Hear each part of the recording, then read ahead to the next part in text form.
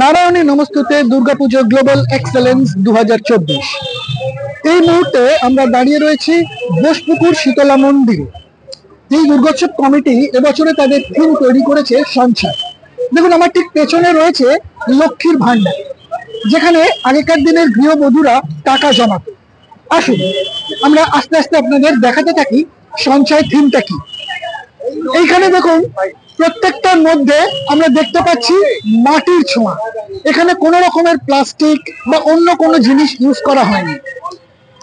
আমরা আরেকটু এগিয়ে যাই, দেখতে পাবো যে প্রত্যেকটা জিনিসের সঞ্চয় কত সুচারুভাবে এখানে তুলে ধরা হয়েছে।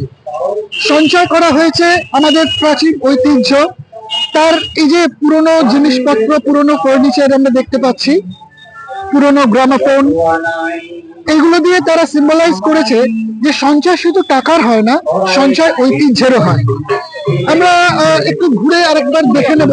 দেখুন, আমাদের পুরনো লোকশিল্পগুলোকে কত সুন্দরভাবে সঞ্চয় করানো হয়েছে। কালীঘাটের পট,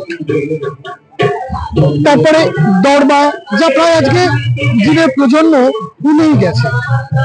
আমরা একটু এগিয়ে যাব, আমরা দেখতে পাচ্ছি পুরনো সেই রেডিও, যাতে আমরা মহালয়া শুনতাম একসময়।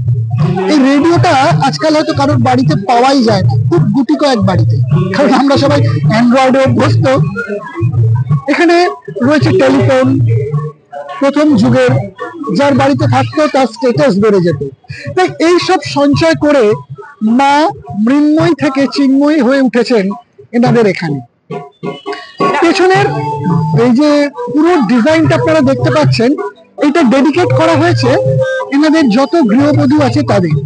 কারণ গৃহবধূরা ব্যাংকের পরোয়া করে না, তাদের সংসার থেকে ছোট্ট ছোট্ট সঞ্চয় তারা এই লক্ষ্মীর ভান্ডারেই করে রাখে, যা সুচারু ভঙ্গিমায় সুচারুভাবে তুলে ধরেছে এবছরের বোসপুকুর শীতলাতলা দুর্গোৎসব কমিটি।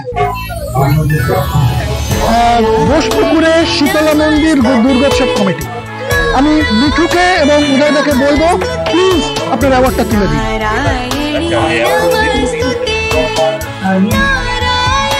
এনাদের থিম হচ্ছে সঞ্চয়।